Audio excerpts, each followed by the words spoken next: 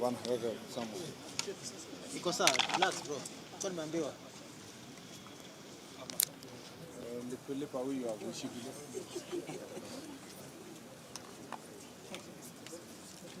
Okay. Yes. I'm good. How are you? Maybe you can start by addressing us on maybe the key issues. I will do a brief and then. Yeah, the key issues maybe that are touching on Murang'a that you're coming from a security meeting. Yeah. And also we can also like to hear about the alcohol and illicit menace in Murang'a, but it is still present. Well, thank you very much. Let me first say that we are in Murang'a. This is one of the most industrious county with different economic activities, from farming, whether it is tea, it's coffee, it's macadamia, it is avocado, pineapples. So this is a very diverse county. It's also a highly industrious business area. And then there is some work here also on value addition for manufacturing, especially on agricultural issues. This is part of the proximity of Nairobi County, and therefore Murang'a County is part of the Nairobi metropolitan area. Therefore, we have come here to appreciate the work that is being done by our county security team and regional security team. A lot of good work has been done here to maintain law and order, and I want to say that I'm happy with the progress we are making, with the good relationship that the security team has with the local community, and the support we get from the citizens of Murang'a towards maintenance of law and order.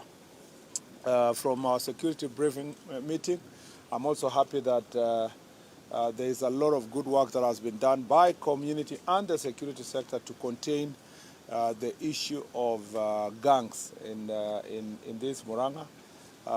As you very well know, the same challenges being faced in Kiambu also spill over to Murang'a because of their proximity to Nairobi. But to be very honest, I want to appreciate the work that has been done so far, that criminal gangs have been suppressed in terms of their activities. We have a few of them trying to operate in some corners, but most of it has been suppressed. I also appreciate the local leaders, because most of them have shunned the idea of using gangs for their political activities.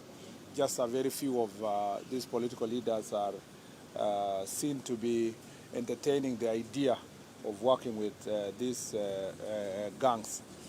Thankfully, our security team also is working very hard to ensure that where there are attempts, especially on matters of extortion, people are arrested and charged in a court of law.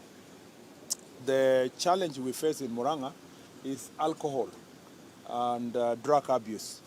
Again, let me say that biggest problem here is the misuse of the alcohol distribution licenses for actually combining both legitimate or legal alcohol and the illegal one. There is a very notorious businessman here called Mike Power, who has been harassing our security sector here in this county. A lot of work has been done by our security people to enforce the law, especially in his 58 distribution, nearly 59 distribution outlets within the county. It's unbelievable that one person would have actually in one sub-county, you know, nearly 30 outlets, some of which are small kiosks. And every time an enforcement is done, he has been able to either compromise the security people, the OCSs, the DCI officers, or compromise the county government officials in many places, get licenses even in areas that does not really make sense, and also compromise the courts to get numerous court orders that have actually compromised the law enforcement activities in this county. That has really preoccupied our thinking and we have a plan. I may not divulge all the plan here, but you will see more activities. Last night, as our security team raided some of his outlets, and we were able to confiscate illegal, unadulterated ethanol, and illegal and counterfeit alcohol worth over 3 million shillings, just one evening. And even when that was done, there were calls from all over, including compromise and sabotage from our own security officers. And the IG is going to take disciplinary action against them today. I want to also say that it's just for the record that no person is above the law.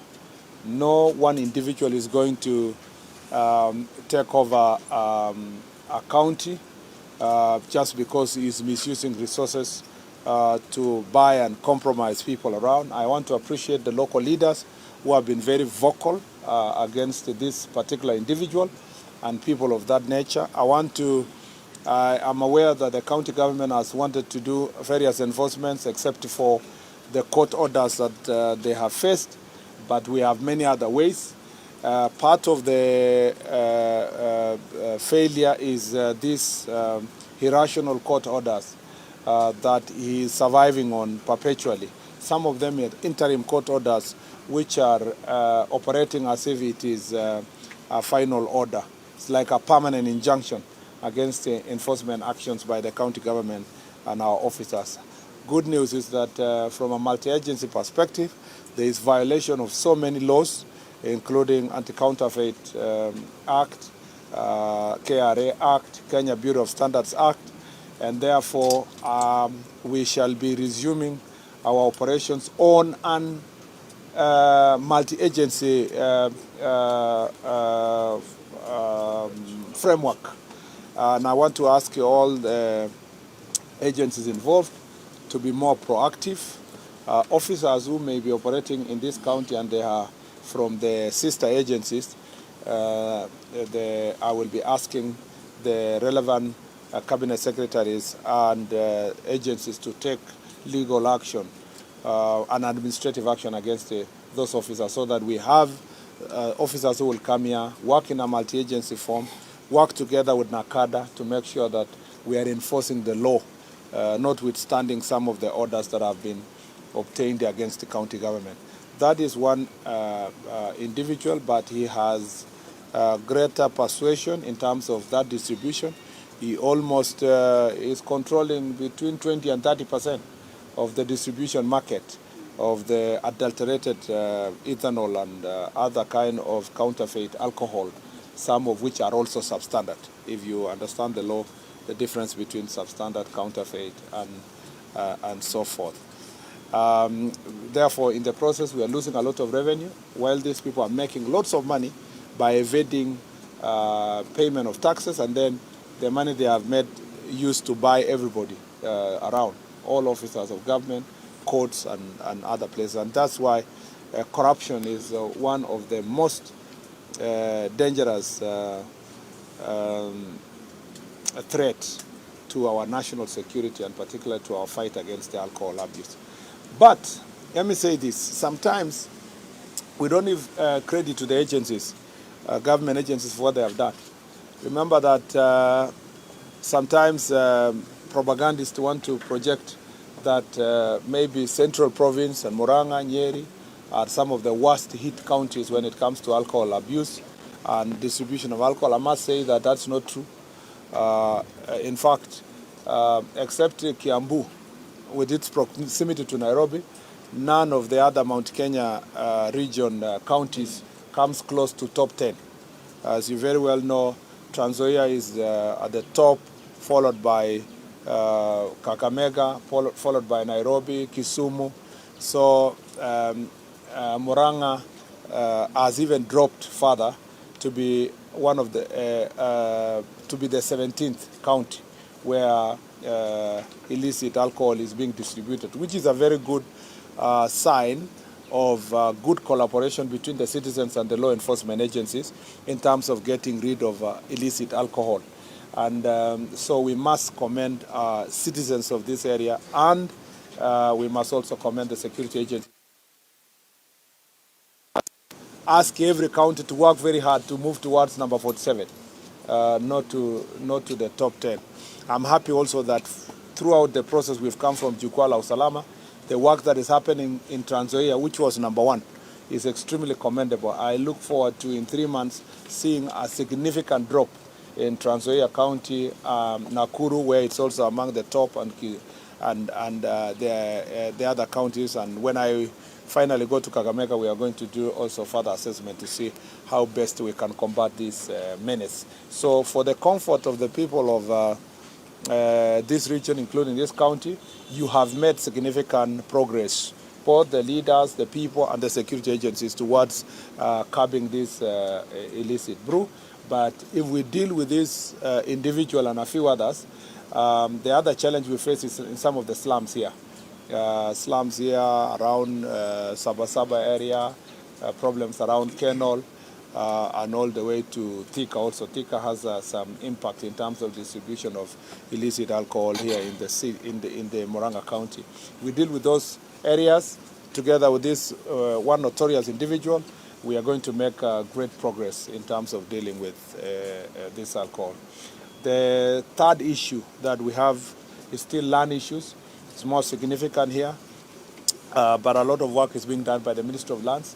Titling is going on in a number of these parcels, and land fraud issues are also being confronted by the DCI team working together with Ministry of Lands, and I believe this will be sorted.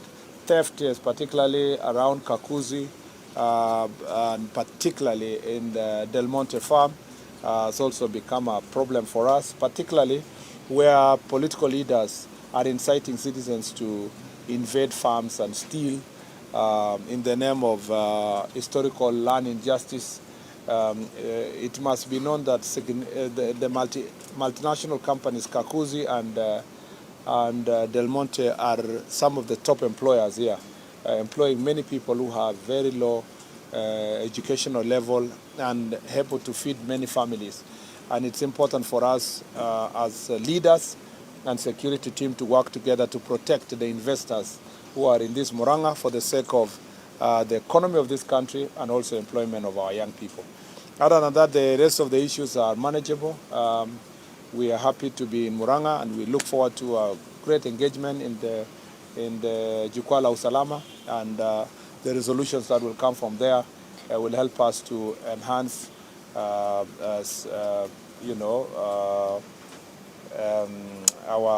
relations with locals here, and hopefully then we'll be able to make decisions that are going to make this county even rise higher in terms of its observance of law and order. Thank you. You mentioned... I'll take 3 questions. So fast. Maybe introduce yourself. Sorry, my name is Omboy Mwangi. Thank you, Wabo. Yeah.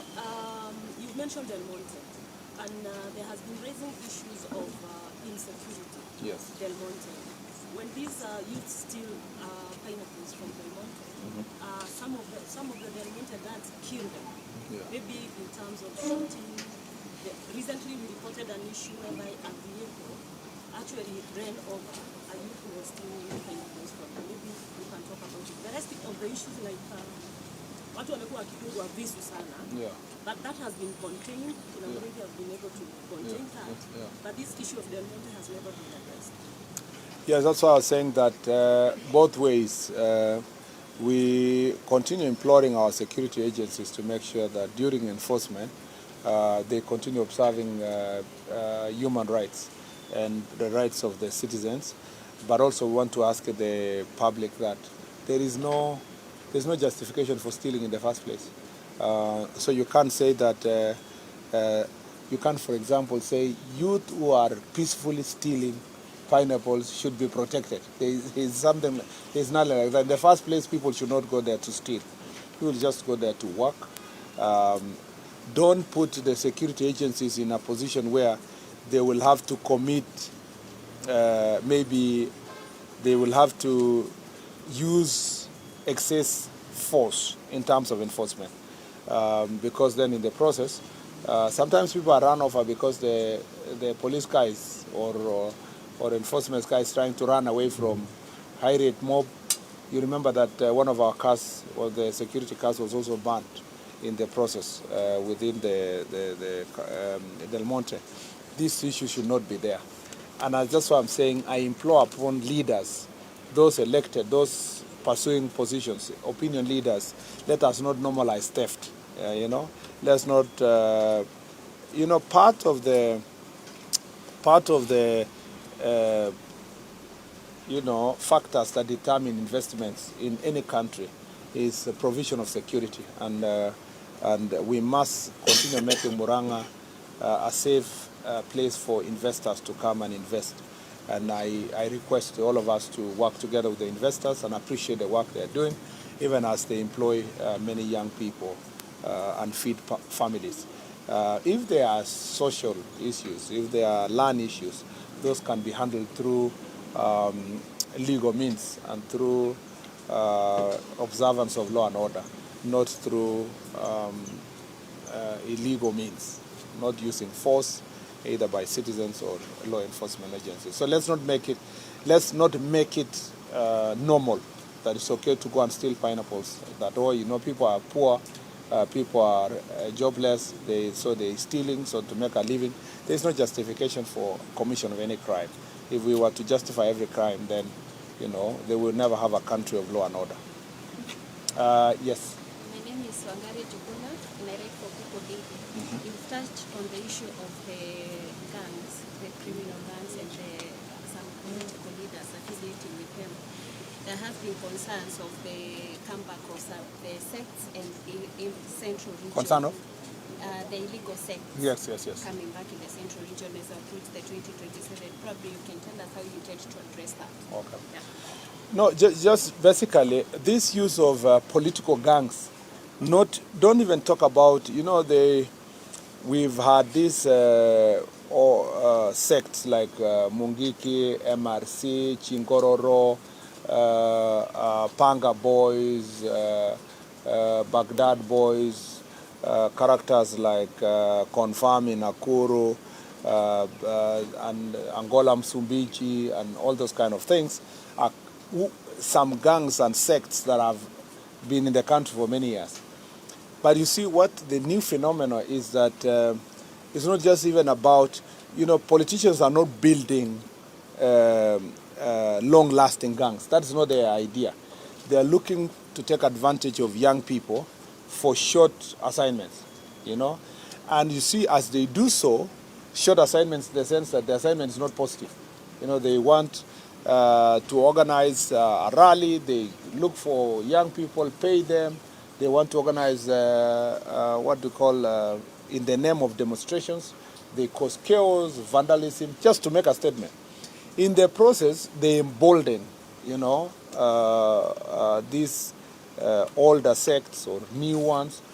They also create some kind of demand on the side of politicians, because then it encourages young people that if you don't have a job, you can go and form, in quotes, a security team, a gang, so that then you can always have your leader go and collect money from political actors and tell them, we'll give you security, we'll do this. And sometimes they have no loyalty to any person. They are available for hire. And this is very dangerous, because then when it gains root in a society, it becomes, later becomes a bigger problem for society. So some of these gangs which were encouraged years back, and they are becoming the ones that are going to mold the entire society. And I therefore encourage leaders to be foresighted. Look 10 years, 20 years to come. What kind of environment are you going to have if you're going to be engaging in establishment of gangs? And also, more importantly, the citizens. Because if people stand up and say, we are not going to elect so-and-so because is encouraging resurgence of gangs and so forth, that's our society. Then if voters make it punitive for elected or aspirants for them to pay young people and establish gangs and use them for violence, then it will not thrive. It's also a question of society. If we embrace it, defend them and call them our children. We want our children. The rest of the day, it will be the old story of the person who kept a dangerous animal in their house to protect. When there was no one else around to attack, they were the ones who were mauled. So I encourage citizens of this region and the entire country, because it's not a problem of Murang'a alone, an entire country, that let us not encourage gangs anywhere at any time in the Republic of Kenya. The last one. Yes, Waziri. We understand the DCP leader will be jetting back on Thursday. How prepared are we as a country? Pardon? We understand the DCP leader, regarding Gachagua, will be landing on Thursday. Yeah. And chances are very high there will be a lot of mob will mobilize to go and receive it. How prepared are we? First of all, your question sounds funny because there are so many people landing in Kenya every day. So I don't know why we should be worried about one person landing. Should we be, should we? There are two things to think about what you are saying. One is that in the absence of that leader in the country, or his arrival is a security threat, which is not entirely, which means you are not really entirely wrong, because in the last few months or weeks when he has not been around, the country has been very peaceful. And so you have a point by saying that perhaps the security agency should be prepared for a more chaotic environment as a result of his coming back to the country. Let me say that the security sector is prepared to deal with any insecurity issues. The last time he was around, and there were so many goons in the same of protests, we were very prepared. And every other minute, the National Police Service is prepared to protect citizens and their property. We, of course, are aware of those elements of threatening disruptions, threatening football, threatening all these other issues. I need to say that we will take legal action against anybody who is going to break law. And I wish Kenya remained peaceful as it was for the last 3 to 4 weeks. And I wish people continue their political activities in a more peaceful environment like we've seen in the last 4 or 5 weeks. But because we sometimes have no control of people's behavior and character, then we must be prepared to protect the citizens. And maybe let me use also this opportunity to add that as a National Police Service, first I want to thank IG here and the team for doing a fantastic job to secure Kasarani on Sunday. That was a fantastic job that was done to make sure that we abide by the CAF rules. I know on Friday we have a very big match. In fact, we shall be starting Jukwaa la Usalama at 7 in the morning, so that some of us can also be available to watch the match. It's a moment of pride for the country, and I want to assure the citizens of Kenya that we will abide, again, we will provide the necessary security to make sure that the sports activity is successful. And we are waiting for directions from CAF as to the numbers and everything. And once that is confirmed, I ask Kenyans again to be as supportive as they did to our ambassadors by ensuring that we abide by the rules, and see how it came out wonderful, and see how it will be also this Sunday. Yeah. So any disruption activities from all political actors, those who have been out of the country or those who are within, is not going to be entertained in Kasarani. We want to see that law also and order prevails in our country.